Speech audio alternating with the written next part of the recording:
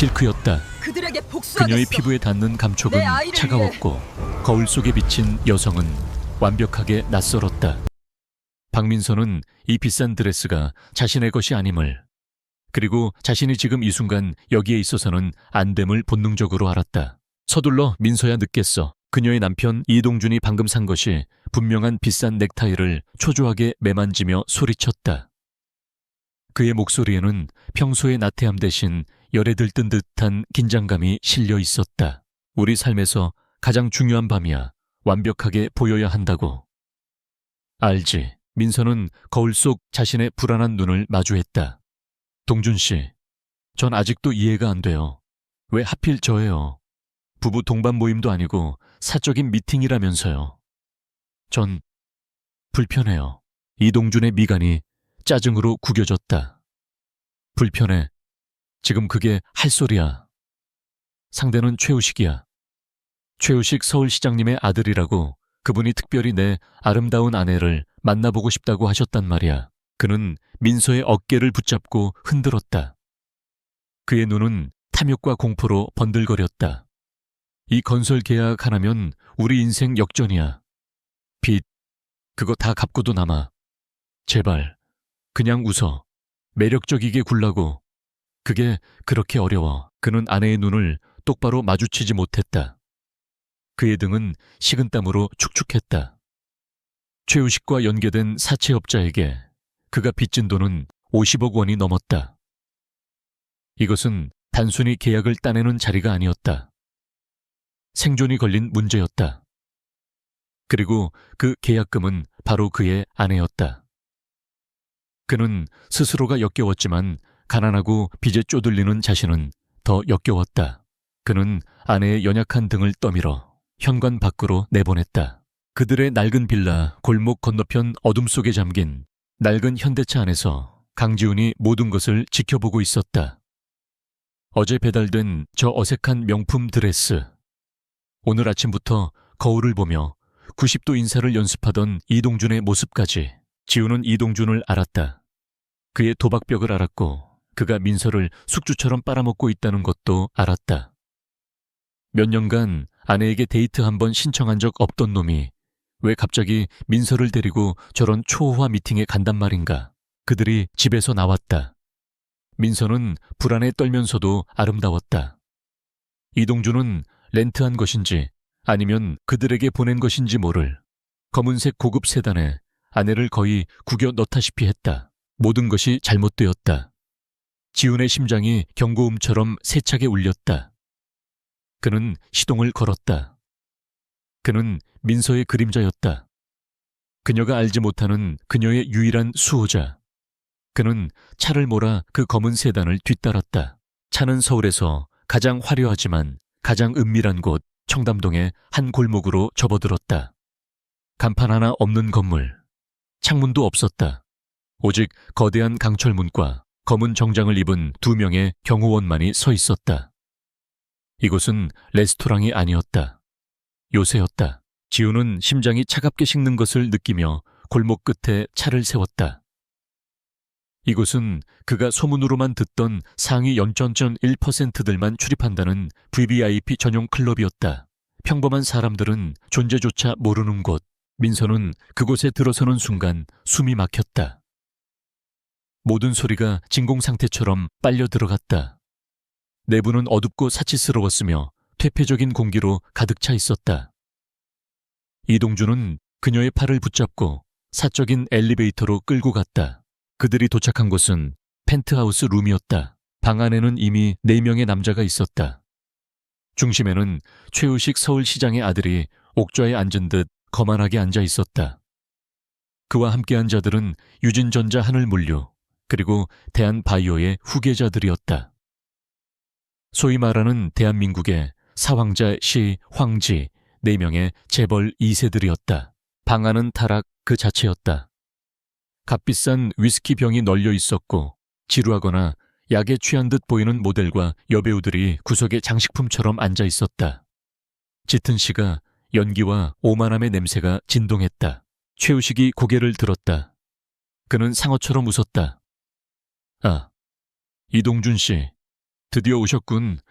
그리고 약속한 담보물 담바오 우도 가져왔고 이동준은 허리가 부러져라 90도로 절했다. 우식님, 아이고 이렇게 뵙게 되어 영광입니다.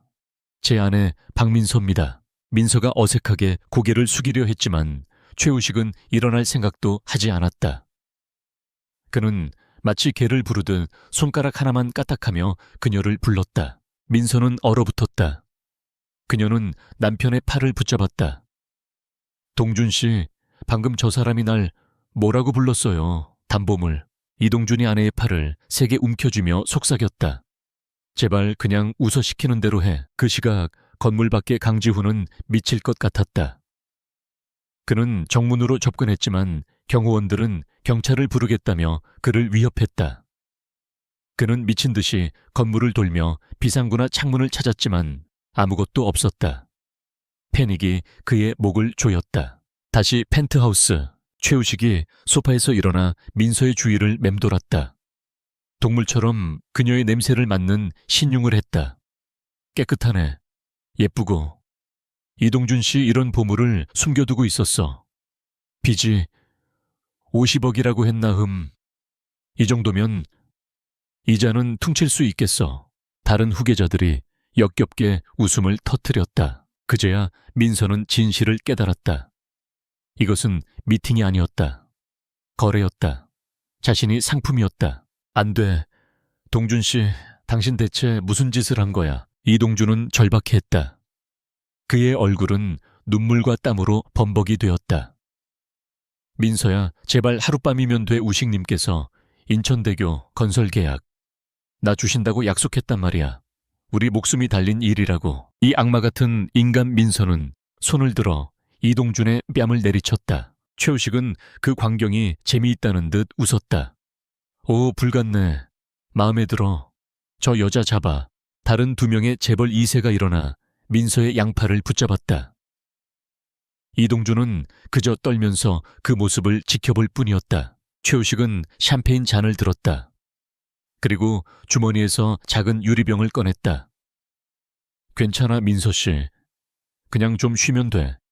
여기선 모두가 쉬거든. 그는 유리병 속에 투명한 액체를 샴페인 잔에 쏟아부었다. 그가 잔을 그녀의 입술에 가져다 댔다. 마셔. 안 마시면 네 남편은 오늘 밤 한강 바닥에서 발견될 거야. 선택해. 건물 밖이 아니었다. 강지훈은 지하 주차장으로 통하는 배전실을 찾아냈다. 그는 엔지니어였다. 그는 자신의 기술을 이용해 잠금 장치를 무력화하고 건물의 보안 서브스테이션으로 잠입했다. 그는 모니터 피드를 해킹했다. 그리고 마침내 펜트하우스 내부 카메라 영상을 찾아냈다. 그는 소리 없는 지옥을 목격했다. 최우식이 민서를 조롱하는 모습, 이동준이 무릎 꿇고 비는 모습, 민서가 남편의 뺨을 때리는 모습. 그는 최우식이 주머니에서 약병을 꺼내는 것을 보았다.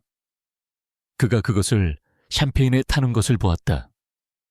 그들이 그녀를 힘으로 붙잡고 그녀에게 그 잔을 강제로 마시게 하려는 것을 보았다. 그는 아무것도 할 수 없었다. 그저 스크린을 통해 펼쳐지는 악몽을 지켜볼 뿐이었다. 그는 주먹으로 벽을 쳤다. 피가 흘렀다. 도움이 필요했다. 그는 민서가 이 세상에서 유일하게 신뢰했던 단 한 사람을 떠올렸다. 그녀의 어머니, 국밥집을 하시는 그 친절한 아주머니. 희망이 없었다. 하지만 그것이 그가 가진 유일한 카드였다. 강지훈은 경비 시스템에 다시 접속해 펜트하우스 룸의 전자잠금 장치에 과부하를 거는 동안 떨리는 손으로 휴대폰을 꺼내 문자를 입력하기 시작했다. 강지훈은 엔지니어였다. 그의 손은 복잡한 회로 기판과 씨름하고 코드를 분석하는 데는 익숙했지만 폭력을 행사하는 데는 완전히 문외한이었다. 그는 호텔의 보안 시스템이 이 재벌 2세들의 사적인 놀이터를 보호하기 위해 군사 등급에 가깝게 구축되었다는 사실을 깨달았다. 화재 경보 시스템을 작동시키려는 그의 시도는 더 강력한 내부 방화벽에 즉시 차단되었다. 그는 펜트하우스의 카메라 피드를 확보한 것만으로도 기적이라고 생각했다. 모니터 속에서 그는 자신의 어린 시절 첫사랑이 짐승들에게 둘러싸여 독이 든 잔을 강요당하는 것을 보았다. 그녀는 겁에 질려 있었지만 여전히 그들의 손을 뿌리치며 저항하고 있었다. 그는 메인 패널을 조작해 최소한 펜트하우스로 가는 서비스 복도의 잠금 장치라도 무력화하려 했다. 그가 전선 다발에 합선을 일으키려던 순간 찾았다. 지하실 배전실의 육중한 철문이 열렸다. 호텔 보안팀이 아니었다. 최우식의 개인 경호원들이었다. 그들은 호텔의 공식 시스템이 아니라 자신들의 사설 모니터링 시스템에서 배전실의 카메라 피드 접근 경고를 본 것이었다. 지우는 망설일 틈이 없었다. 그는 항상 가지고 다니던 무거운 엔지니어용 노트북 가방을 한 명의 얼굴을 향해 집어 던졌다. 동시에 다른 경호원을 향해 몸을 날려 그를 배전반으로 밀어붙이려 했다. 어떻게든 이 건물의 전력을 차단시키고 싶었다. 그것은 무모한 저항이었다. 그는 엔지니어였고 그들은 살인을 훈련받은 전문가들이었다. 한 명의 경호원이 그의 노트북 가방을 가볍게 쳐냈고 다른 한 명은 지훈의 복부를 정확하게 가격했다. 공기가 폐에서 빠져나가는 고통과 함께 지훈은 바닥에 쓰러졌다. 그들은 그를 경찰에 넘기지 않았다. 그들은 마치 고장난 기계 부품을 회수하듯 그의 양팔을 잡아 끌고 펜트하우스로 향하는 전용 엘리베이터로 향했다. 그들이 도착한 곳은 펜트하우스 본실이 아니었다. 그곳과 연결된 완벽하게 방금 처리된 창고 겸용의 흡연실이었다. 최우식은 손님들의 흥이 깨지는 것을 원하지 않았다. 최우식이 짜증 섞인 얼굴로 그곳에 서 있었다. 그의 완벽한 실크 셔츠 소매에 샴페인이 튀어 있었다. 박민서는 이미 약에 취해 비명을 지르며 침실로 끌려간 후였다. 누구야? 최우식이 물었다. 보안 피드를 해킹했습니다, 도련님. 그때 경호원들 뒤에서 바들바들 떨며 서 있던 이동준이 지훈을 알아보았다. 그의 얼굴에서 핏기가 사라졌다. 강지훈, 네가 왜 여기에 있어? 지훈은 바닥에 피를 뱉어내며 이동준을 노려보았다. 그의 눈은 타오르는 불덩이 같았다. 이동준, 이 개자식. 네가 민서를 팔았어, 네가 민서를. 그 한마디가 최우식에게 모든 상황을 설명해 주었다. 최우식이 지루하다는 듯 하품을 했다. 백마탄 기사님이셨군. 드라마에서나 보던 그 유치한 소꿉친구 놀이. 정말 지겨워. 그는 경호원들에게 턱짓했다. 영상을 봤다고. 그럼 잊게 만들어줘야지. 그것은 신호였다. 폭행은 구타가 아니었다. 그것은 체계적인 파괴였다. 그들은 지훈의 말문을 막았고 그의 갈비뼈를 부러뜨렸으며 그의 시야를 뭉갰다. 지훈의 머릿속에서는 단 하나의 생각만이 맴돌았다. 민서를 구해야 해. 아주머니께 알려야 해. 이동준은 그 모든 광경을 공포에 질려 지켜보았다. 그는 끼어들 용기도 외면할 용기도 없었다. 그는 이제 완벽한 공범이었다. 최우식은 위스키 잔을 흔들며 바닥에서 신음하는 지훈을 내려다보았다. 있잖아, 강지훈 씨, 당신 같은 서민들의 문제가 뭔지 알아. 드라마를 너무 많이 본다는 거야. 사랑이 모든 걸 이긴다고 착각하지. 그가 발로 지훈의 머리를 툭 쳤다. 주위를 둘러봐. 돈이 모든 걸 이기는 거야. 저 계약서가 모든 걸 이긴다고. 내 소중한 민서는 그냥 그 계약서에 찍는 인주 같은 거였어. 일종의 계약 성사 보너스지. 최우식은 더 이상 흥미가 없다는 듯 잔을 내려놓았다. 그는 이동준에게 말했다.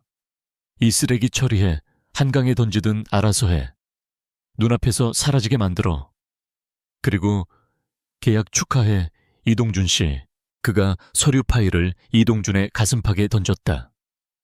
최우식과 그의 친구들은 민서가 끌려간 침실을 향해 역겨운 농담을 던지며 사라졌다. 방 안에는 부서진 강지훈, 그리고 피 묻은 계약서를 든 채 떨고 있는 이동준, 그리고 2명의 경호원만 남았다. 경호원 중 하나가 말했다. 들었지?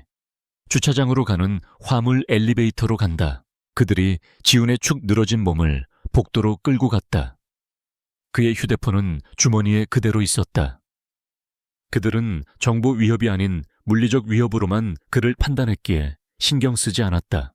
그들이 그를 질질 끌고 가는 동안 지훈의 부러지지 않은 왼손이 경호원들의 시야에 가려진 채 필사적으로 주머니 안을 더듬었다. 피범벅이 된 손가락이 휴대폰의 잠금 해제 버튼을 눌렀다. 그는 앞이 보이지 않았다. 그저 단축번호 1번에 저장된 유일한 연락처를 눌러야 한다는 본능만이 남아있었다. 민소마, 어머차, 민소 어머니 말이야. 그의 엄지손가락이 연락처를 눌렀다. 그는 문자를 입력하려 했다. 손가락이 부러진 듯 감각이 없었다. 그는 그저 키보드를 으깨듯 눌렀다. 위치만이라도 알려야 했다. 아주머니, 로얄실라, 살려. 메시지가 전송되었다. 그 순간 경호원이 그의 미세한 움직임을 알아챘다. 이 새끼가. 그가 지훈의 손에 들린 휴대폰을 발로 찼다. 휴대폰이 복도 바닥을 날아가 벽에 부딪히며 액정이 깨졌다. 이동준이 깨진 액정 위에 떠있는 발신 메시지, 미리 보기를 보았다. 메시지를 보냈어. 민서 엄마한테 보냈어. 경호원이 거친 웃음을 터뜨렸다. 엄마 누구 마포에서 그 허름한 국밥집 하는 할망구. 그 할망구가 뭘 어쩔 건데. 우릴 국물에 삶아 죽이기라도 한대. 이동준은 그 말에 안도하며 자신도 그 비웃음에 동참했다. 맞아. 그냥 가난한 늙은이일 뿐이야. 그 여자가 뭘 할 수 있겠어. 두 사람은 그들의 사악함을 공유하며 안도의 웃음을 나누었다. 그들은 의식을 잃은 강지훈을 붙잡고 화물 엘리베이터의 어둠 속으로 그를 끌고 들어갔다. 서울 마포의 한적한 뒷골목. 늦은 밤 마지막 손님이 떠난 허름한 돼지국밥. 식당에서 한 여자가 묵묵히 스테인리스 테이블을 닦고 있었다. 한선화. 그녀의 눈가에는 세월의 고단함이 어려 있었고 거친 세제의 상한 손은 지난 수십 년의 노동을 증명했다. 그녀는 평범하고 친절하며 열심히 일하는 대한민국의 수많은 어머니 중 한 명처럼 보였다. 그때 주방 조리대에 놓인 낡은 폴더폰이 둔탁하게 울렸다. 액정을 켠 것은 전화가 아닌 문자 메시지였다. 발신인은 강지훈. 그녀의 딸 민서가 저런 놈 이동준 말고 차라리 결혼했으면 하고 바랐던 그 착하고 성실한 청년이었다. 문자 내용은 처참했다. 아주며, 로얄실, 텍스트는 거기서 끊겨 있었다. 그리고 메시지 창 하단 지훈이 급하게 전송 버튼을 누르려다 잘못 찍은 듯한 사진 파일에는 피로 얼룩진 시멘트 바닥의 일부가 보였다. 한선화가 걸레질을 하던 손을 멈췄다. 가게 안을 채우고 있던 환풍기의 시끄러운 소음이 일순간 멀어졌다. 구수하게 퍼져 있던 육수 냄새도 바깥 골목의 소란스러움도 모두 사라졌다. 그녀의 눈, 따뜻하고 피곤함이 서려 있던 그 어머니의 눈빛이 변했다. 동공이 바늘처럼 가늘어지고 그 안에 모든 온기가 증발했다. 그 자리에 남은 것은 수십 년간 잠자고 있던 북극의 빙하보다 차가운 냉기였다. 국밥집 주인 한선화는 사라졌다. 그리고 전설 속의 요원 하데스 염라읍가 깨어났다. 이것은 어머니의 패닉이 아니었다. 이것은 현장 요원의 상황 분석이었다. 대상 박민서 딸, 위치 로얄 신라 호텔, 서울 최고 보안 등급의 호텔, 위협 강지훈준 전문가급 엔지니어를 무력화시킬 수 있는 조직적인 폭력 집단. 결론 최상위 위협 수준. 즉각 개입 필요. 그녀의 모든 움직임에서 군더더기가 사라졌다. 그녀는 뛰지 않았다. 정확하고 경제적인 동작으로 주방 뒤편으로 걸어갔다. 그녀는 차가운 물에 손을 씻었다. 락스 냄새가 완전히 사라질 때까지 손가락 사이사이를 기계적으로 문질렀다. 그리고 가게 문을 잠그고 영업 종료 팻말을 걸었다. 그녀는 국밥 국물이 튄 낡은 앞치마를 풀었다. 그리고 잠시 망설였다. 다시 그녀는 그 앞치마를 허리에 둘러맸다. 이것은 완벽한 위장이었다. 이 나라에서 앞치마를 두른 아줌마를 의심하는 사람은 아무도 없었다. 그녀는 주방 바닥에 헐거운 마루판을 드러냈다. 그 안에는 먼지 쌓인 낡은 구급 상자가 있었다. 그녀는 그것을 챙겨 낡은 코트 안으로 숨겼다. 그리고 가게 문을 잠그고 거리로 나섰다. 택시를 잡는 내내 운전기사는 신라 호텔 근처의 교통체증에 대해 불평을 쏟아냈다. 아이고 아주머니, 오늘 거기서 무슨 자선 행사를 한다나 봐요. 나라님들 다 모이셨는지 차가 꼼짝도 안 하네. 한선화는 침묵했다. 그녀의 마음은 차가운 컴퓨터처럼 작동했다. 그녀는 이미 몇 년 전 NIS 요원 시절 외교 사절을 경호하며 암기했던 로얄 신라 호텔의 설계도를 머릿속으로 100% 복귀하고 있었다. 환풍구에 위치 CCTV 사각지대 VVIP 펜트하우스로 가는 서비스 엘리베이터의 동선까지 로얄 신라 호텔 로비는 전쟁터였다. 수백 명의 기자들과 카메라 플래시 대한민국을 움직이는 정치인들과 재벌 총수들이 샴페인을 들고 웃고 있었다. 시장 최만호가 주최하는 서울 자선 갈라의 밤이었다. 한선화는 그 화려한 정문을 무시했다. 그녀가 앞치마 차림으로 로비에 발을 들이려 하자 즉시 제복을 입은 보안 요원이 그녀를 막아섰다. 완벽하게 재단된 양복을 입은 호텔 지배인이 경멸스러운 표정으로 다가왔다. 그의 눈은 그녀의 앞치마와 국밥 냄새에 고정되어 있었다. 아주머님, 여긴 사적인 행사 중입니다. 직원용 통로는 뒤편에 있습니다. 한선화의 목소리는 조용했지만 흔들림이 없었다. 내 딸이 펜트하우스에 있습니다. 올라가야겠습니다. 지배인은 코웃음을 쳤다. 펜트하우스요. 아주머니 장난치실 곳이 아닙니다. 당장 나가지 않으시면 강제로 모시겠습니다. 경호원 2명이 그녀의 양옆으로 다가왔다. 이것이 그들의 첫 번째 실수였다. 그들은 겁에 질린 가난한 어머니를 보았다. 그들은 포식자를 보지 못했다. 한선화는 다투지 않았다. 목소리를 높이지도 않았다. 그녀는 예의 바르게 고개를 끄덕였다. 알겠습니다. 직원용 통로를 이용하지요. 그녀는 순순히 돌아서서 걸어갔다.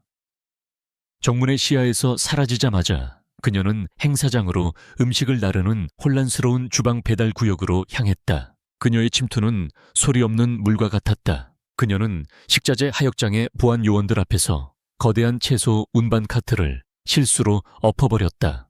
욕설과 혼란이 터지는 사이 그녀는 연기처럼 서비스 복도 안으로 사라졌다.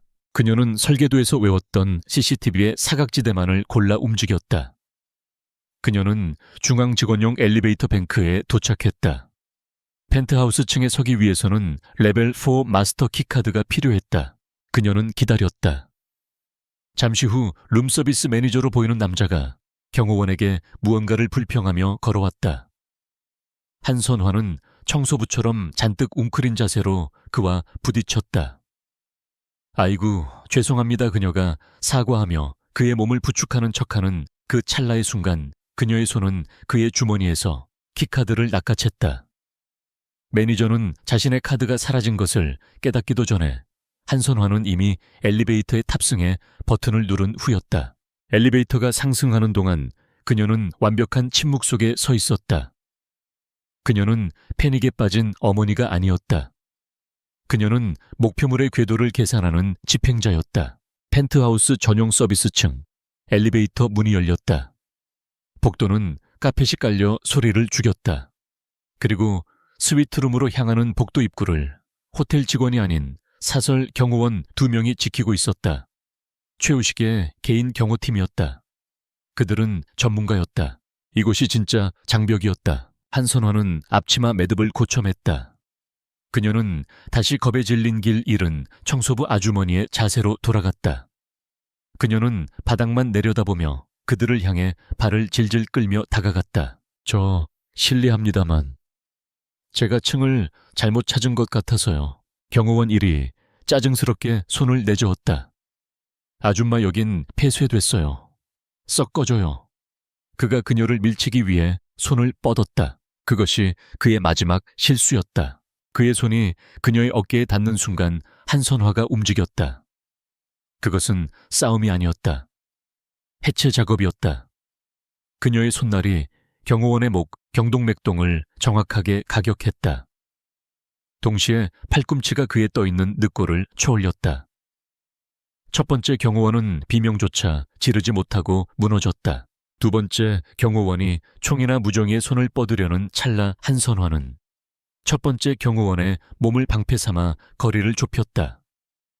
그녀는 그의 손목을 꺾어 무기를 빼앗는 동시에 정확한 수도로 그의 목덜미를 내리쳤다. 모든 일이 끝나는데 정확히 4초가 걸렸다. 한선화는 국밥 얼룩이 묻은 앞치마를 입은 채 2명의 엘리트 경호원을 내려다보았다. 그녀의 눈앞에는 육중한 펜트하우스 스위트룸의 문이 버티고 있었다. 그녀의 딸이 저 안에 있었다. 그녀는 심호흡을 했다. 그리고 문을 두드리는 대신 주머니에서 맞는키 그녀가 구급 상자에서 챙겨온 를 꺼냈다. 한선화의 손에 들린 것은 쇠지렛대가 아니었다. 그녀가 구급 상자에서 꺼낸 것은 얇은 금속 케이스였다. 그녀는 펜트하우스의 최첨단 전자식 도어록 패널을 뜯어내고 복잡한 회로 기판에 고주파 펄스 발생기를 연결했다. 지직거리는 소리와 함께 값비싼 보안 시스템이 연기를 내뿜으며 무력화되었다. 그녀는 문을 발로 차서 연 것이 아니었다. 잠금 장치가 해제되는 클릭 소리와 함께 문을 조용히 밀고 안으로 들어갔다. 처음 그녀를 맞이한 것은 소리였다. 저속한 농담과 끈적한 음악, 그리고 여자들의 교태 섞인 비명. 그 다음은 냄새였다. 마약과 값비싼 술 성적인 체액이 뒤엉킨 역겨운 냄새가 그녀의 코를 찔렀다. 그녀는 펜트하우스의 대리석 현관을 가로질렀다.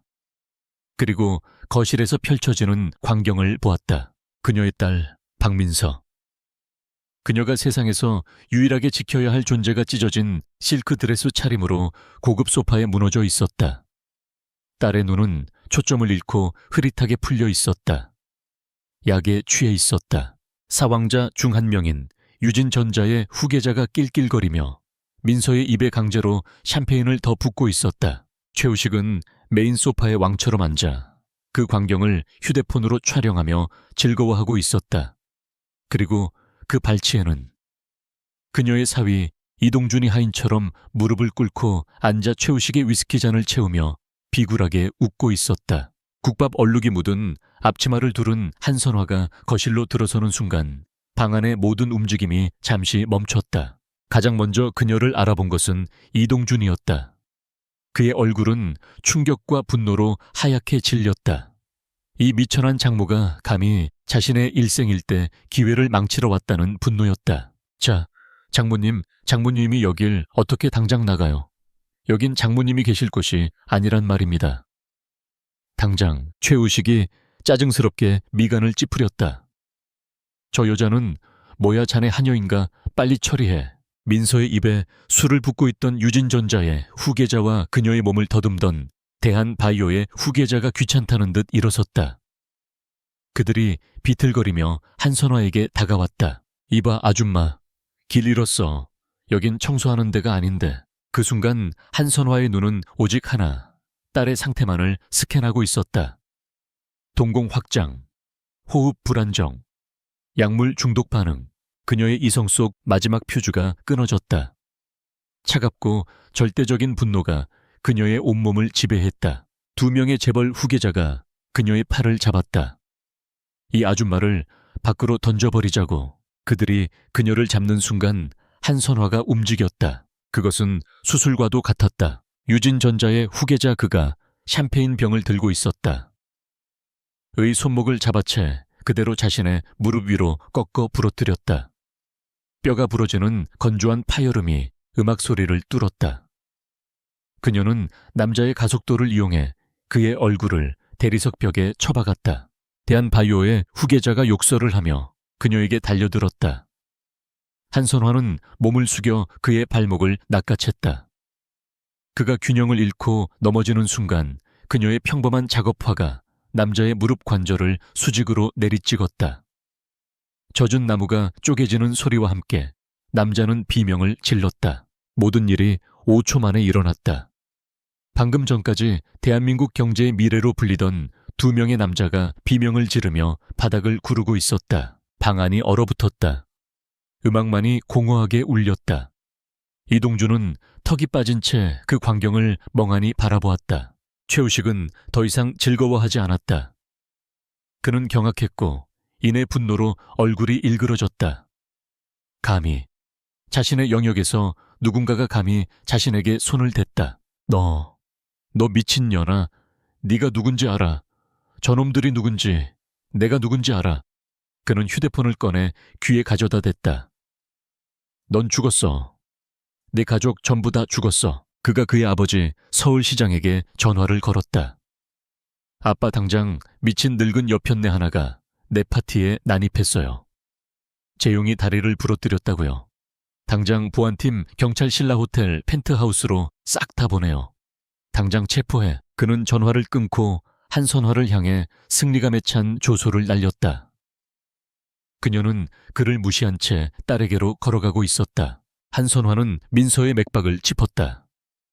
그리고 자신의 몸으로 딸의 몸을 감싸 안아 가렸다. 이동준이 그제야 정신을 차리고 최우식을 향해 기어가듯 외쳤다. 장모님 미치셨어요. 사과하세요. 당장 우식님께 무릎 꿇고 사과하시란 말이에요. 당신이 우릴 다 망쳤어. 한선화는 그에게 눈길조차 주지 않았다. 그녀의 시선은 곧 경찰과 보안팀이 들이닥칠 것이라 확신하며 의기양양해 있는 최우식에게 고정되었다. 그녀의 목소리는 조용했다. 그녀가 과거 NIS 신문실에서 사용하던 그 목소리처럼 차가웠다. 1분 주지. 최우식이 비웃었다. 뭐 1분 뒤에 네가 감옥으로 끌려갈 시간이라고. 1분. 한선화가 반복했다. 정확히 60초 뒤에 내 아버지가 너에게 다시 전화를 걸 거다. 그리고 이 파티를 취소하라고, 나에게 사과하라고 애원할 거다. 침묵. 그리고 잠시 후 펜트하우스가 떠나가라. 히스테릭한 웃음소리가 터져 나왔다. 바닥을 구르던 재벌 후계자들조차 고통 속에서 그 말을 듣고 멍하니 그녀를 바라보았다. 이동준은 그녀가 정말로 미쳤다고 생각했다. 최우식은 눈물까지 찔끔거리며 웃었다. 미쳤군. 진짜 미쳤어. 내 아버지가 사과를 너한테 국밥이나 많은 아줌마한테. 그는 자신의 수억 원짜리 파텍 필립 시계를 들어보였다. 좋아. 1분. 그런데 전화가 안 오면 내년에 팔다리만 부러뜨리는 게 아니야. 내가 직접 널 개먹이로 던져줄 거다.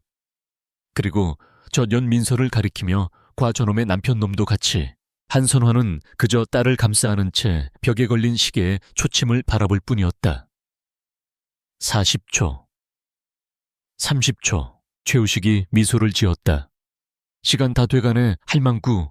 그가 말을 끝마치기도 전에 대리석 테이블 위에서 그의 휴대폰이 폭력적으로 진동하기 시작했다. 발신자 표시, 아버지. 방 안의 공기는 팽팽하다 못해 끊어지기 직전이었다. 최우식의 광기, 어린 웃음소리만이 울리는 가운데 테이블 위의 휴대폰이 마치 심장 발작처럼 격렬하게 진동했다. 발신자, 아버지.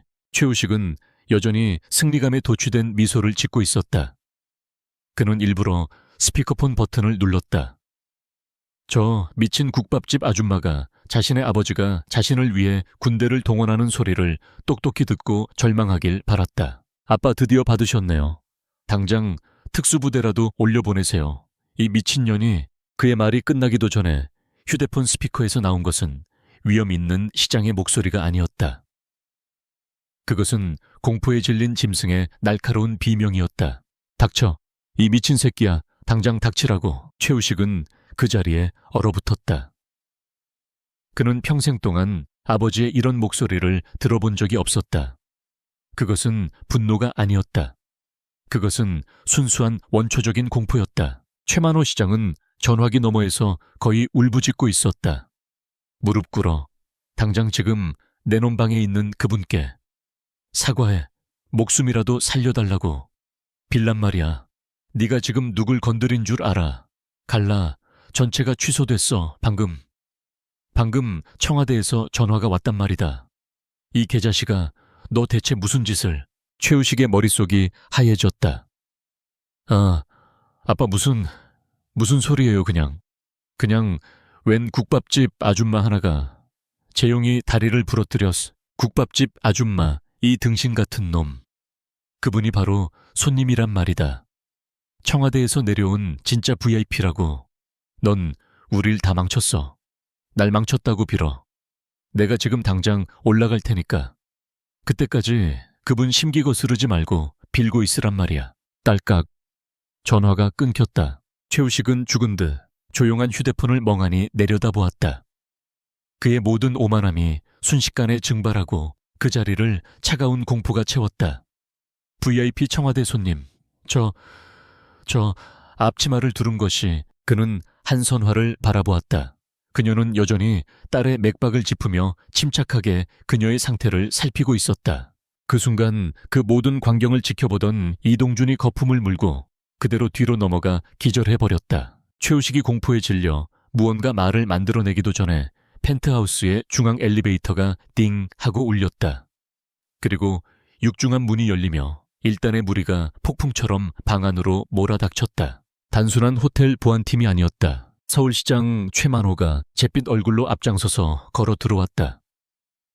그리고 그의 뒤에는 방금 전까지 아래층 갈래서 담소를 나누던 대한민국 최고의 권력자들, 사왕자들의 아버지들인 유진 전자대한 바이오, 그리고 나머지 재벌 그룹의 총수 회장들이 딱딱하게 굳은 얼굴로 뒤따르고 있었다. 그들은 권력의 현신 그 자체였다. 그들은 방 안에 들어서자마자 이 끔찍한 광경을 마주했다. 자신들의 금지옥엽 같은 후계자 2명이 피를 흘리며 바닥에서 신음하고 있었다. 시장의 아들은 넋이 나간 표정으로 서 있었다.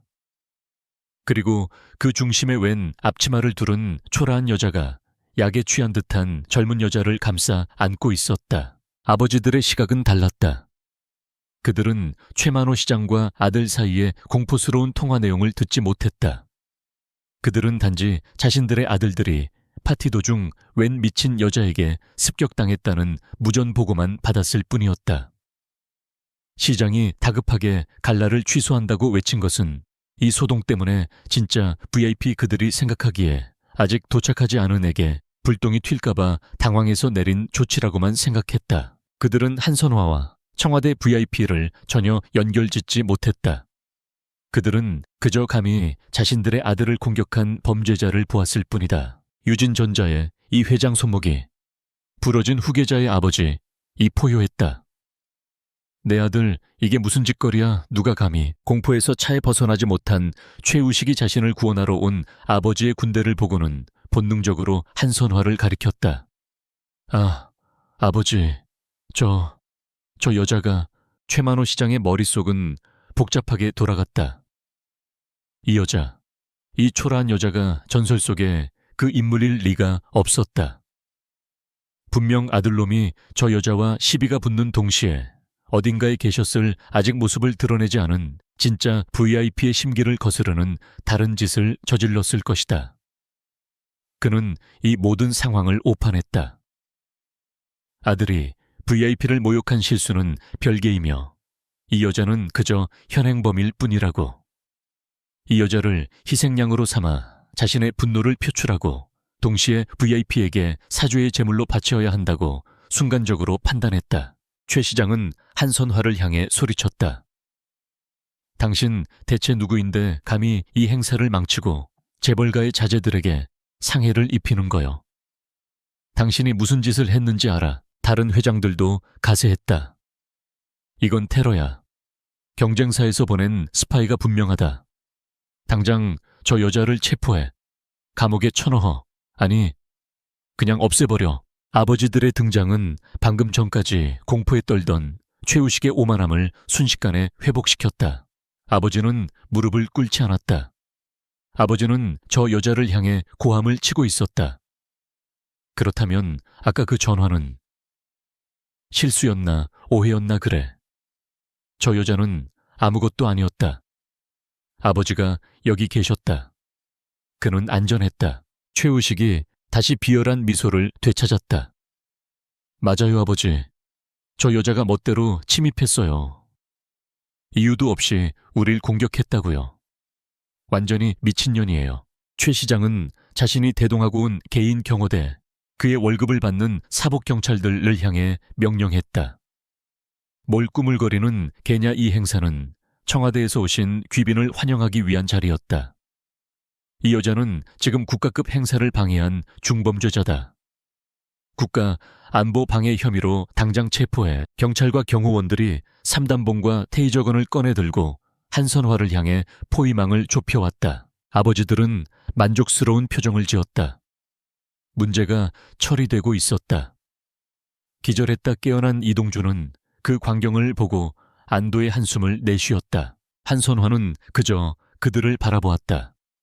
이 모든 권력자들을, 그녀는 시장을 재벌 총수들을 훑어보았다. 그녀의 눈에는 그 어떤 권력도 보이지 않았다. 오직 표적들만 보일 뿐이었다. 그녀는 여전히 약에 취해 축 늘어진 딸을 고쳐 안았다. 그녀가 포위망을 좁혀오는 경호원들을 향해 조용히 말했다. 그렇게 하지 않는 게 좋을 거야. 당신들 상사는 지금 일생일대의 실수를 저지르고 있으니까. 최 시장이 격분했다. 저 여자의 입을 막아 당장 끌고 가. 경호원들이 그녀를 덮치기 위해 동시에 달려들었다. 경찰봉과 테이저건이 전기를 머금고 푸른 스파크를 튀겼다. 서울시장 직속 경호대 그들은 일반적인 호텔 보안 요원과는 차원이 다른 정계 인력이었다. 그들은 한선화의 경고를 정신 나간 여자의 마지막 발악으로 치부했다. 그들은 한선화가 약에 취한 딸을 감싸 안고 있어 움직임이 극도로 제한되어 있음을 확인했다. 4명의 대원이 동시에 4방향에서 그녀를 덮치는 교과서적인 제압 전술을 시작했다. 한선화는 움직이지 않았다. 그녀는 딸의 귀를 막아주었을 뿐이다. 하지만 그녀의 눈은 그 모든 움직임을 쫓고 있었다. 오른쪽 첫 번째 대원. 어깨가 경직되어 있다. 테이저건을 겨누고 있지만 방아쇠에 과도하게 힘이 들어갔다. 왼쪽 두 번째 대원. 경찰봉을 역수로 잡았다. 타격보다는 제압 위주지만 하단이 비어있다. 정면의 세 번째 대원. 리더다. 그는 그녀의 팔이 아닌 그녀가 안고 있는 딸 민서의 몸쪽으로 손을 뻗었다. 인지를 분리하려는 의도. 한선화의 뇌가 차갑게 계산을 맞췄다. 3초. 3명을 무력화시키고 딸을 안전한 소파 구석으로 옮기는 데까지 걸리는 시간이었다. 그녀의 무릎 근육이 미세하게 수축하며 폭발적인 힘을 준비하던 바로 그 순간. 멈춰. 전원 당장 멈춰. 날카로운 비명소리가 펜트하우스를 갈랐다. 명령을 내린 것은 최만호 시장 바로 자신이었다. 경호대원들은 반사적으로 얼어붙었다. 그들은 혼란스러운 눈으로 자신들의 시장을 바라보았다. 최만호 시장은 앞으로 걸어 나오고 있었다. 그는 자신의 아들을 공격한 저 미천한 여자를 직접 신문하고 그녀의 눈에서 공포를 읽어내고 싶었다.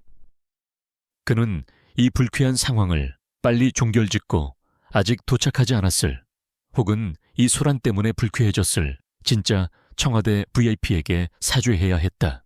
그는 한선화의 바로 앞 몇 걸음 떨어진 거리까지 다가왔다. 감히 내 아들에게 손을 대고 내 귀빈들을 모욕해. 그는 권위적으로 그녀를 쏘아보았다. 내년이 지금 무슨 짓을. 그의 말이 중간에 끊겼다. 그는 처음으로 그녀의 눈을 정면으로 마주 보았다. 지금까지 그녀는 겁에 질린 청소부처럼, 혹은 절망한 어머니처럼 고개를 숙이고 있었다. 하지만 지금 딸을 품에 안은 그녀는 고개를 빳빳이 들고 있었다. 그 눈, 최만호 시장의 호흡이 멎었다. 그는 저 눈을 본 적이 있었다. 그것은 국밥집 주인의 눈이 아니었다. 그것은 피로와 노동에 지친 시민의 눈이 아니었다. 그것은 죽음 그 자체의 눈이었다. 감정도 두려움도 자비도 없이 오직 상황과 표정만을 분석하는 포식자의 눈. 최만호 시장의 뇌리에서 수년 전 국정원 NIS 원장과의 독대 자리에서 보았던 단 한 번의 브리핑 자료가 번개처럼 스쳐 지나갔다. 1급 기밀 열람 즉시 파기. 코드네임 하데스, 아데스, 염라, 염라. 그것은 전설이었다. 유령이었다. 10년 전 대한민국을 전복시키려 했던 북한 연계 야쿠자 암살 조직 북살모사 노던 바이퍼를 단신으로 와해시킨 여자. 국가의 가장 더러운 일을 처리하던 NIS 최정예 암살팀 유령 고스트의 팀장. 그녀의 마지막 임무는 10년 전 인천항에서 벌어진 대규모 밀수 작전이었다. 작전은 실패로 돌아갔고 그녀는 그곳에서 폭사 바오시한 것으로 처리되었다. 사망 확인. 공식적으로 그녀는 존재하지 않는 사람이었다. 최만호는 그때 보았던 흑백 파일 속의 사진을 기억했다. 20대 후반의 날카롭고 치명적인 요원의 사진. 그리고 그 옆에 첨부된 10년 후의 예상 몽타주. 지금 그의 눈앞에 서 있는 앞치마를 두른 이 중년 여성은 그 몽타주와 단 하나도 닮지 않았다. 단 하나 눈을 제외하고는 그 모든 것을 꿰뚫어 보고 모든 것을 판단하며 모든 것을 끝장낼 준비가 된 그 완벽하게 죽어있는 눈. 최만호 시장의 온몸에서 피가 빠져나갔다. 그는 깨달았다. 오늘 청와대 VIP가 온다는 것은 사실이었다. 그리고 NIS는 종종 사망 처리된 요원들을 이용해 내부의 적들을 감시한다는 끔찍한 소문도 사실이었다. 그녀는 손님으로 온 것이 아니었다. 그녀는 감시자 혹은 심판자로 온 것이었다. 그리고 자신의 아들 최우식이. 대한민국의 모든 재벌 후계자들이 바로 그 심판자의 딸을 건드렸다. 그것은 테러나 범죄가 아니었다. 그것은 자살 행위였다. 최만호의 다리가 풀렸다. 그는 권력자로서의 위엄도 아버지로서의 분노도 모두 잊었다. 오직 생존 본능만이 남았다. 그는 자신의 경호대원들이 여전히 총과 테이저건을 그 유령에게 겨누고 있다는 사실을 깨달았다. 전부 무기 버려 당장. 그는 미친 듯이 소리치며 자신의 손으로 경호대원의 총구를 바닥으로 내리쳤다. 그리고 그는 대한민국 수도 서울의 시장인 그가 수많은 재벌 총수들이 보는 앞에서 국밥 얼룩이 묻은 앞치마를 두른 그 여자를 향해 무릎을 꿇었다. 그의 온몸이 사시나무처럼 떨렸다. 대리석 바닥에 이마를 박을 듯이 엎드린 그의 입에서 이가 부딪히는 소리와 함께 찢어지는 듯한 목소리가 새어나왔다. 염라님. 정적. 펜트하우스 안에 모든 소리가 사라졌다. 음악도 신음소리도 숨소리조차 멎었다. 다른 재벌 총수들은 얼어붙었다. 그들은 이 상황을 이해할 수 없었다.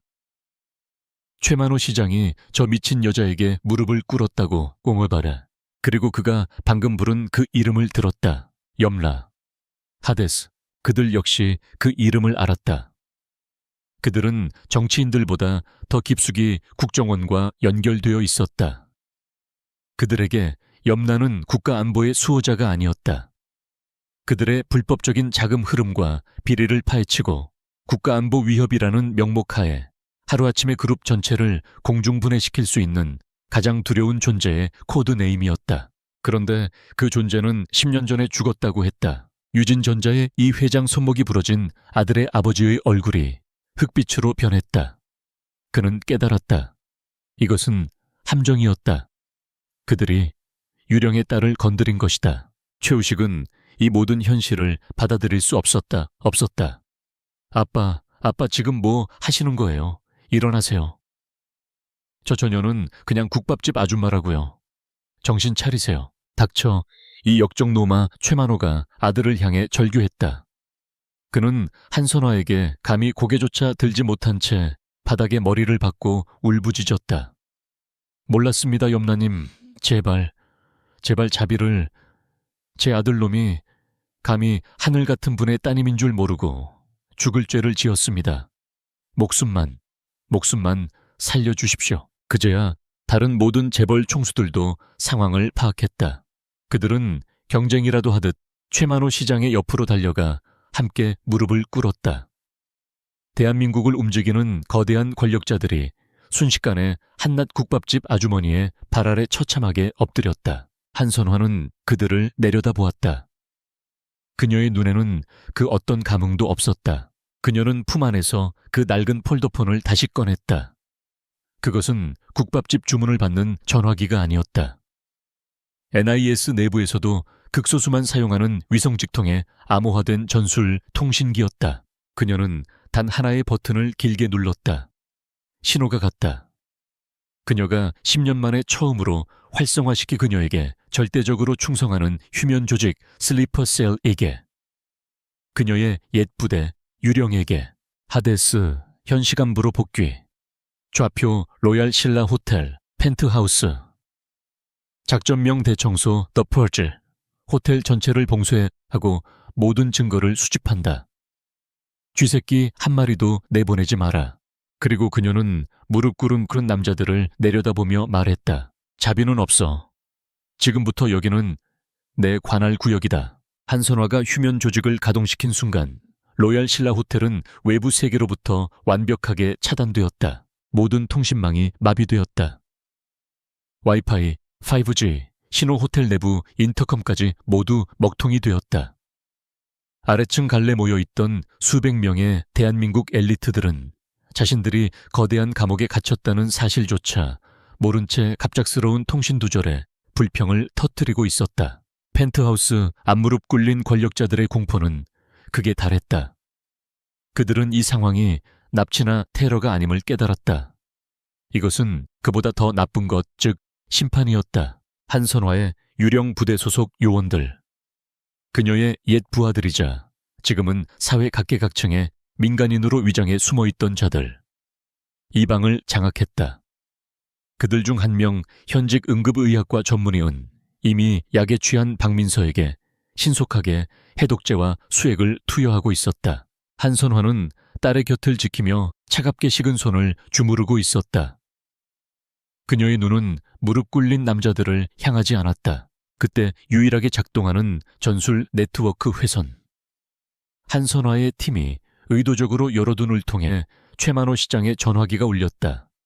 최 시장은 공포에 질려 발신자를 확인했다. 백진태 수석 비서관님, 청와대였다. 받아. 한선화가 짧게 명령했다. 최 시장은 떨리는 손으로 전화를 받았다.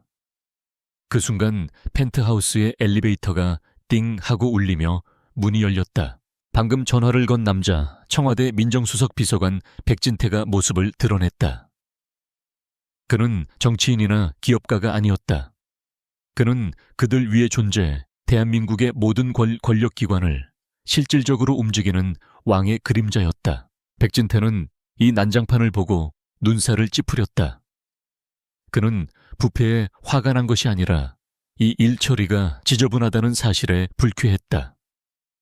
그는 무릎을 꿇고 있는 서울시장을 한심하게 바라보았다. 최 시장, 일어나게. 지금 이게 무슨 추태인가. 행정부가 창피해지는군. 그는 한선화를 바라보았다. 그는 그녀의 정체를 몰랐다. 그는 그저 이 모든 소란의 원인인 앞치마를 두른 여자라고만 생각했다. 그리고 당신이 누구인지는 모르겠지만 이 소란은 여기까지 하도록 하지. 당신의 요점은 잘 알았으니 합당한 보상을 해줄 것이오. 하지만 이 방해 행위는 당장 멈추시오.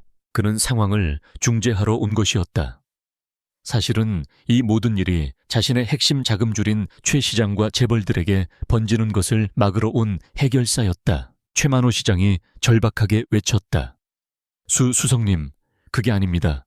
모르시는 말씀입니다. 이분은 한선화가 그의 말을 잘랐다. 그녀의 목소리는 방 안의 공기보다 차가웠다. 백진태 수석 비서관, 1965년생, 서울대 법대 졸업, 88년 사시 패스, 90년대 해운대 프로젝트 비자금 세탁 담당. 지난 정권에서 발탁되었으나 현 정권에 성공적으로 안착했지. 방 안이 모든 소리가 멎었다. 백진태의 여유만만하던 표정이 얼어붙었다. 한선화가 말을 이었다. 당신의 주 자금줄은 저기 무릎 꿇고 있는 유진전자의 이 회장이 관리하는 차명 계좌고, 내가 틀렸나. 이것은 히스테릭한 어머니의 절규가 아니었다. 이것은 치명적인 감사 젠차 보고였다. 백진태의 목소리가 위험할 정도로 낮아졌다. 당신 정체가 뭐지? 방금 초에 시장이 내 이름을 불렀을 텐데. 아니, 내 직함인가? 백진태는 그제야 모든 조각을 맞췄다. 그의 피가 차갑게 식었다. 염나, 말도 안 돼. 당신은 죽었어. 인천에서. 한선화가 딸의 머리카락을 쓸어 넘기며 대답했다.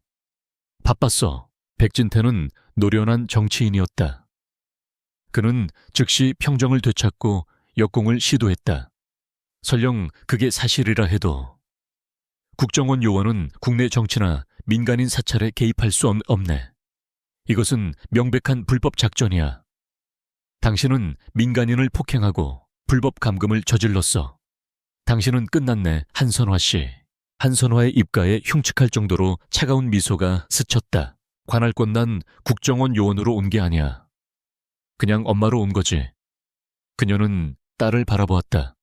하지만 기왕 내 팀원들이 다 모였으니 우리가 그동안 검토하던 서류나 마저 보도록 할까.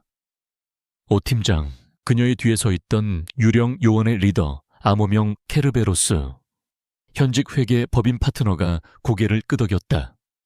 그는 펜트하우스 벽면에 거대한 스마트 TV에 보안 USB를 꽂았다. 이것은 단순한 성상남 미수 사건이 아니었다. 그것은 방가쇠였을 뿐이다.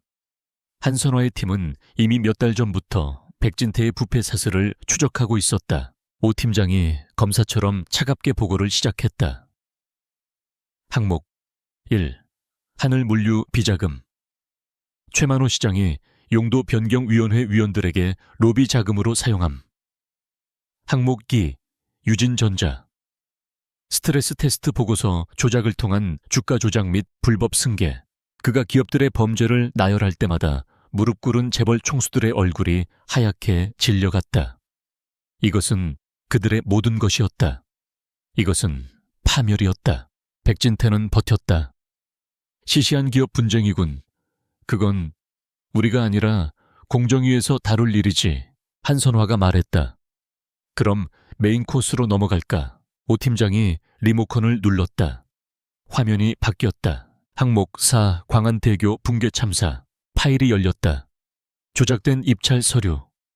가짜 자재 납품 보고서. 기준 미달에 중국산 철근을 사용했다는 시험 성적서.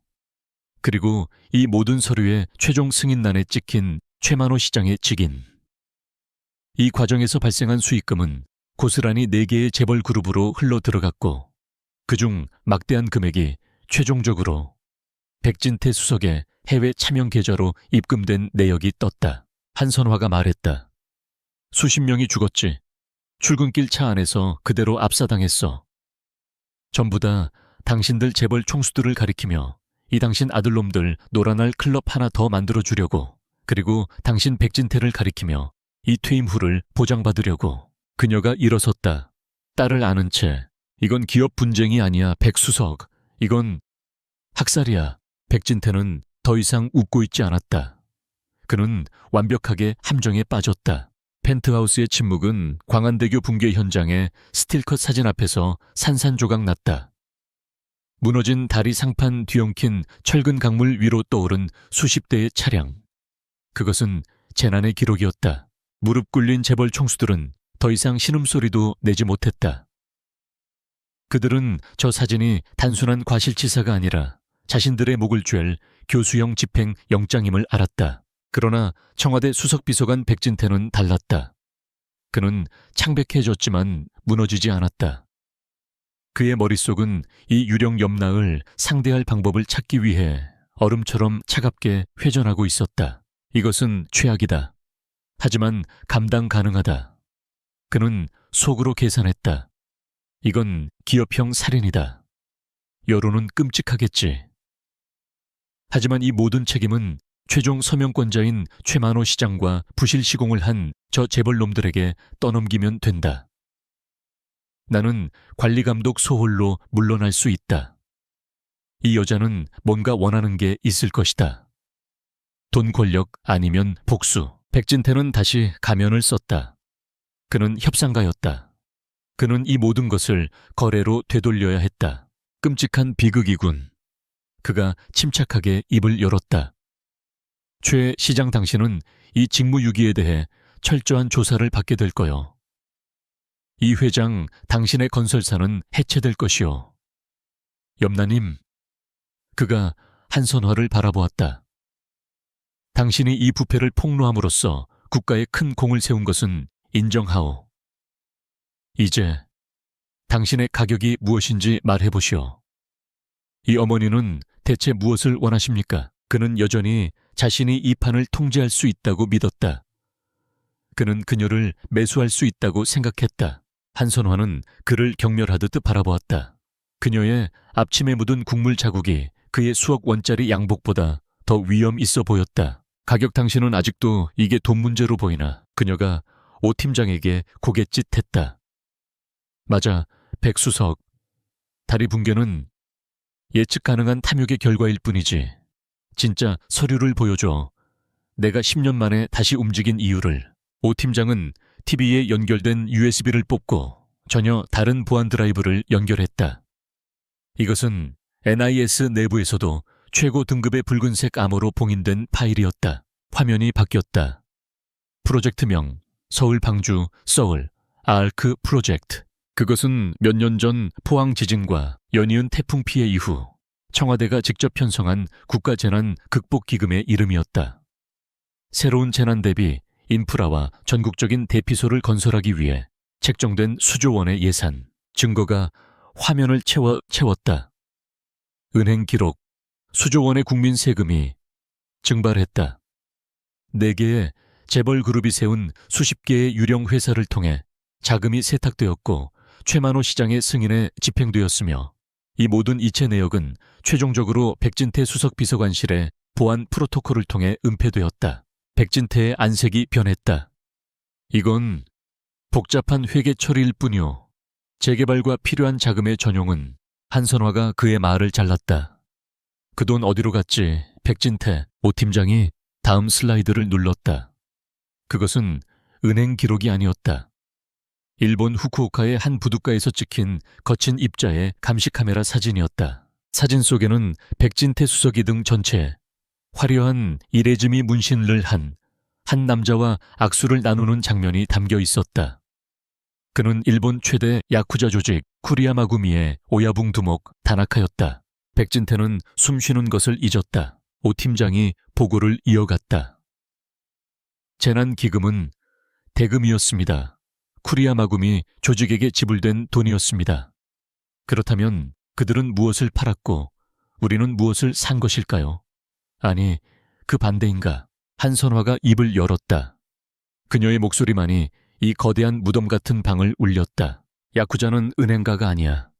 그들은 브로커지. 그들은 당신들에게서 무언가를 원했어. 저기 무릎 꿇고 있는 당신의 파트너들. 그녀가 유진전자의 이 회장을 가리켰다. 그리고 당신의 정치적 보호막. 그녀가 백진태를 보았다. 많이 제공해 줄 수 있는 것을. 오 팀장이 마지막 슬라이드를 띄웠다. 그것은 설계도였다. 프로젝트 칩 애기스, 칩 이지스, 대한민국의 차세대 국가 1급 기밀 반도체 설계도였다. 향후 50년간 대한민국의 경제 주권을 보장할 핵심 기술. 파일에는 유진전자의 보안 서버에서 도쿄의 한 서버로 해당 데이터가 전송된 기록이 담겨 있었다. 그리고 그 전송을 승인하고 모든 방화벽을 무력화시킨 디지털 마스킹은 오직 청와대 민정수석실만이 보유한 최고 등급의 보안 프로토콜을 통해 이루어졌다. 한선화가 일어섰다. 여전히 딸을 품에 안은 채. 당신은 지진 피해자들의 돈을 훔친 게 아니야, 백진태. 당신은 이 나라 전체의 미래를 팔아넘겼어. 당신은 우리의 기술 주권을 범죄 조직을 통해 우리의 최대 라이벌 국가에 넘겼다고. 단지 당신의 정치 제국을 건설하기 위해서. 이것이 마지막 못이었다. 이것은 부패가 아니었다. 이것은 반역죄, 판리주의였다. 자신들이 단순한 횡령과 사기에만 가담했다고 생각했던 재벌 총수들은 이제 자신들이 반역죄의 공범이 되었음을 깨닫고 공포에 질려 백진태를 바라보았다. 백진태는 더 이상 선택지가 없었다. 그는 연기를 그만두었다. 그의 고상하던 얼굴이 야수처럼 일그러졌다. 너, 이 유령 같은 년. 그냥 죽은 채로 있었어야지. 그가 재킷 안주머니로 손을 넣어 얻다. 총이 아니었다. 비상연락용 위성전화기 번호폰이었다. 한선화가 말했다. 소용없어, 백진태. 다나카는 지금 전화 못 받아. 백진태가 얼어붙었다. 뭐라고? 한선화가 차갑게 웃었다. 이 호텔은 당신들의 파티장이 아니었어. 처음부터 내 함정이었지. 당신은 오늘 당신의 모든 공범들을 이 한 장소로 직접 데리고 온 거야. 당신의 일본인 파트너들까지 포함해서. 펜트하우스는 차갑게 얼어붙었다. 백진태 수석 비서관은 자신이 던진 반역이라는 단어가 불러온 무게에 스스로 질식할 것 같았다. 한선화는 그가 방역할 카드조차 찾지 못하도록 그의 마지막 숨통을 끊으러 다가갔다. 반역자. 하지만 당신은 혼자가 아니었지. 백진태는 이제 더 이상 협상하려 들지 않았다. 그는 덫에 걸린 쥐였다. 그는 경멸과 증오가 뒤섞인 눈으로 한선화를 노려보았다. 그래, 유령, 네가 다 이긴 것 같나? 넌 호텔을 장악했고 이 늙은이들을 잡았지. 하지만 넌 모든 걸 가진 게 아니야. 한선화의 눈이 가늘어졌다. 무슨 뜻이지? 백진태가 재킷 안주머니에서 위성 번호폰을 꺼내며 미친 사람처럼 웃기 시작했다. 건조하고 갈라지는 듯한 웃음소리였다. 그 꼬마, 내게 문자를 보냈던 그 엔지니어 녀석 말이야. 한선화의 온몸이 차갑게 식었다. 강지훈, 백진태가 말했다. 내 파트너들은 감상적이지 않아. 다나카는 뒤탈을 남기는 걸 싫어하거든. 최우식의 부하들이 그 녀석을 처리한 뒤에 폐기물 처리를 위해 다나카에게 넘겼지. 그 녀석은 지금 기다리고 있어. 인천항 4번 창고에서. 그것이 그의 마지막 카드였다. 지훈의 목숨을 대가로 한 탈출 요구였다. 한선화는 품에 안긴 딸을 내려다보았다. 민서는 해독제 덕분에 안정되었지만 여전히 깊은 약물 수면에 빠져 있었다. 그리고 그녀는 지훈을 생각했다. 딸을 위해 목숨을 걸었던 아들과도 같은 그 아이. 그녀는 그를 희생시킬 수 없었다. 백진태가 조건을 제시했다. 너 혼자 와. 네가 가진 증거 원본 드라이브를 가지고. 다나카가 그 아이와 드라이브를 교환할 거다. 그리고 나와 그는 공항으로 가는 안전한 길을 보장받는다. 내년에 그 유령 부하들이 감히 그림자라도 비추면 그 아이는 그 자리에서 죽는다. 한선화는 망설이지 않았다. 좋아, 비가 내리는 인천항. 버려진 4번 창고는 바다 냄새와 녹슨 쇠 냄새, 그리고 절망의 냄새로 가득 차 있었다. 한선화는 약속대로 혼자 도착했다. 그녀는 여전히 그 우스꽝스러운 국밥 얼룩이 묻은 앞치마를 두르고 있었다. 그 모습은 이 살벌한 부두의 풍경과 기괴한 부조화를 이루었다. 창고 안은 텅 비어 있었지만 중앙에는 밝은 조명 하나가 켜져 있었다. 그 아래 의자에 묶인 강지훈이 피투성이인 채 늘어져 있었다. 그는 간신히 의식만 붙잡고 있었다. 그리고 그의 가슴에는 군용 C4 폭약이 번쩍이는 타이머와 함께 묶여 있었다. 어둠 속에서 한 남자가 걸어 나왔다. 일본 야쿠자 다나카였다. 그의 뒤로 검은 옷을 입은 귀신 가면 오니을 쓴 듯한 정의 야쿠자 암살자들이 그림자처럼 도열했다. 백진태 수석은 겁에 질린 얼굴로 다나카의 뒤에 서 있었다. 다나카는 유창하지만 차가운 한국어로 말했다. 하데스. 염라. 전설이군. 생각보다 왜소한데. 요리사처럼 말이야. 한선화는 지훈에게서 눈을 떼지 않았다. 폭탄은 풀어. 저 아이는 이 거래와 상관없어. 거래. 다나카가 비웃었다. 이건 거래가 아니야. 처형이지. 넌 네가 이겼다고 생각했겠지만 넌 네 감정 때문에 이 자리에 기어들어온 거다. 감정은 요원의 가장 큰 약점이지. 백진태가 초조하게 외쳤다. 됐어, 다나카. 그냥 드라이브 받고 저 년을 죽여 빨리 가야 한단 말이야. 다나카는 백진태를 혐오스럽게 쳐다보았다. 닥쳐. 이건 프로들의 일이다.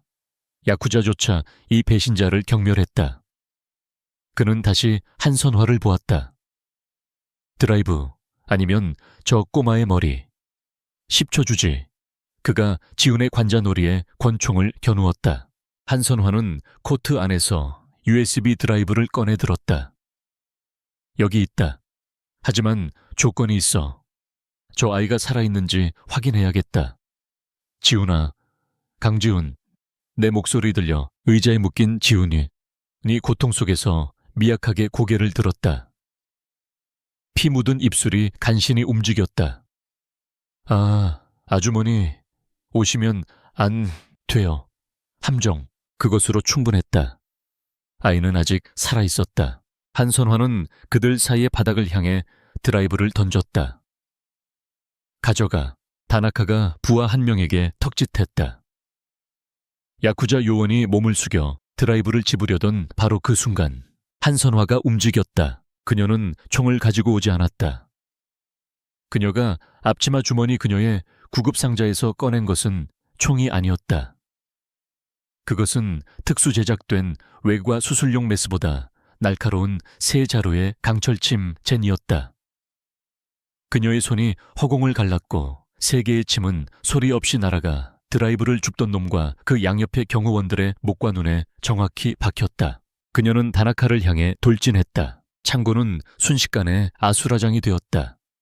백진태는 비명을 지르며 화물 컨테이너 뒤로 숨었다. 이것이 하데스의 본 모습이었다. 다나카는 검객이었다.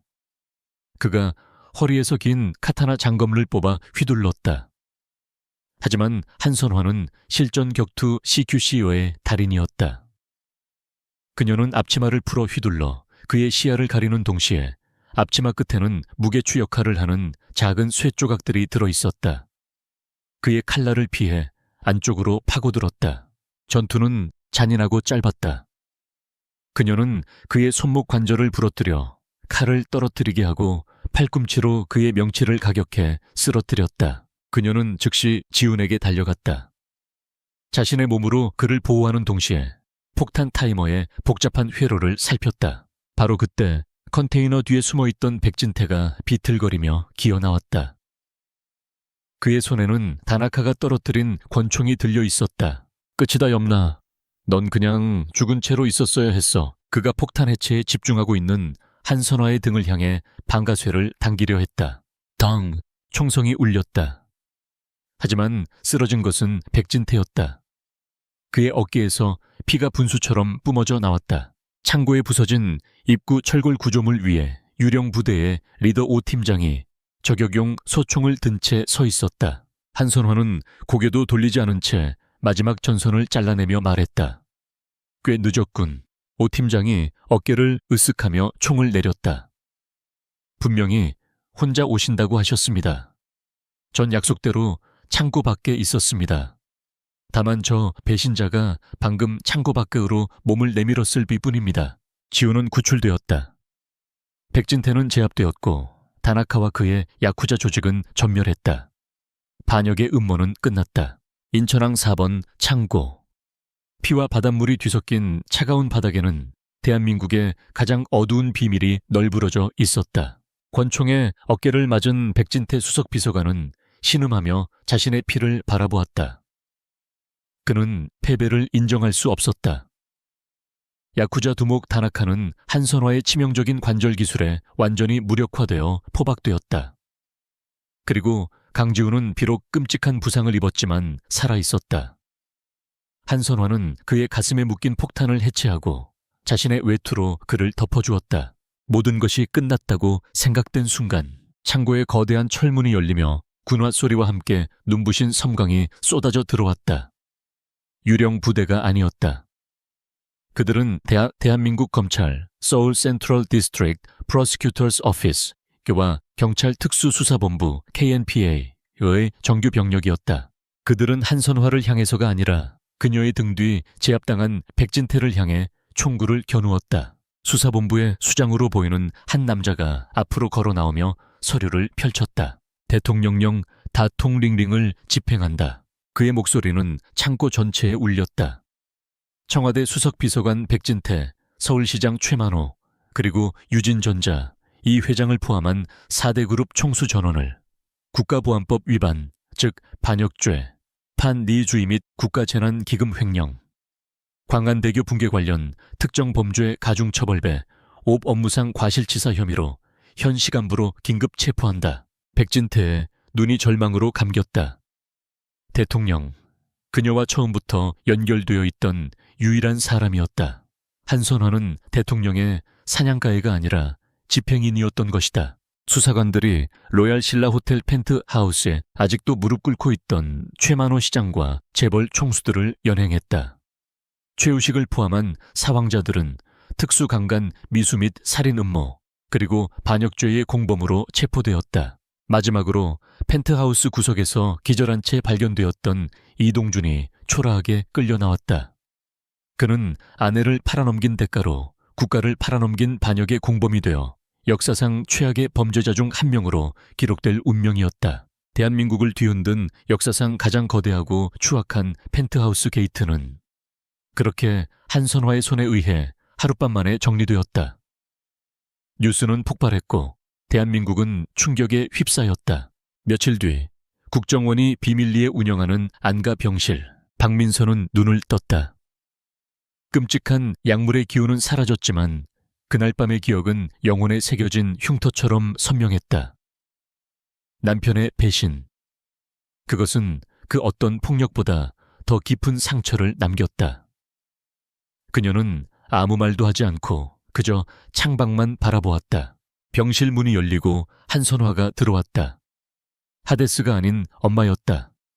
그녀는 피 묻은 앞치마 대신 평범한 스웨터를 입고 있었다. 그녀는 묵묵히 침대 옆에 앉아 익숙하고 거친 손길로 사과를 깎기 시작했다. 서걱거리는 칼소리만이 침묵을 채웠다. 엄마. 민서가 겨우 목소리를 냈다. 누구야 엄마는 한선화의 손이 잠시 멈췄다. 그녀는 사과 껍질을 마저 깎아내고 사과 조각을 딸에게 내밀었다. 내 엄마야. 민서가 물었다. 그 사람들, 이동준 씨랑 그 사람들 다 갔어. 한선화가 고개를 끄덕였다. 응, 다 갔어. 다신 널 해치지 못해. 그 말을 듣는 순간 민서의 눈에서 참았던 눈물이 터져 나왔다. 그것은 공포의 눈물이 아니라 비로소 찾아온 해방의 눈물이었다. 복도 건너편 병실. 강지훈이 눈을 떴다. 그의 팔은 깁스를 했고 갈비뼈는 붕대로 감겨 있었다. 그가 눈을 떴을 때 한선화가 그를 내려다보고 있었다. 지우는 부러진 몸을 일으키려 발버둥 쳤다. 아주머니 민서는요. 민서 괜찮아요. 그의 첫마디는 자신의 안위가 아닌 민서의 안부였다. 한선화는 이 충직하고 용감한 청년을 바라보았다. 그녀의 얼음 같던 눈에 아주 희미하고 따뜻한 기운이 감돌았다. 그녀는 지훈의 어깨를 토닥였다. 괜찮아. 내 덕분에 네가 민서를 살렸어. 그녀가 진심을 다해 말했다. 고맙다, 지훈아. 그녀는 나라를 구했지만 그는 그녀의 딸을 구했다. 3년 후 제주도. 바다가 내려다 보이는 조용한 언덕 위 외상 후 스트레스장애 PTSD를 전문으로 치유하는 작은 요양센터. 박민선은 그곳에 있었다. 그녀는 더 이상 겁에 질린 피해자가 아니었다. 그녀는 도자기를 빚고 있었다. 흙을 매만지는 그녀의 손길은 차분하고 단단했다. 그녀는 여전히 조용했지만 강인해져 있었다.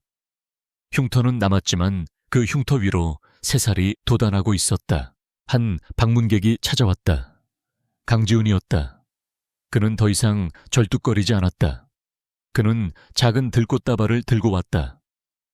그는 그녀의 작업 공간을 침범하지 않았다. 그저 그녀가 도자기에 집중하는 동안 맞은편 테이블에 앉아 자신의 노트북을 켜고 그는 작은 엔지니어링 회사를 창업했다. 자신의 일을 했다. 그들의 관계는 폭력적인 결혼 생활과는 정반대였다.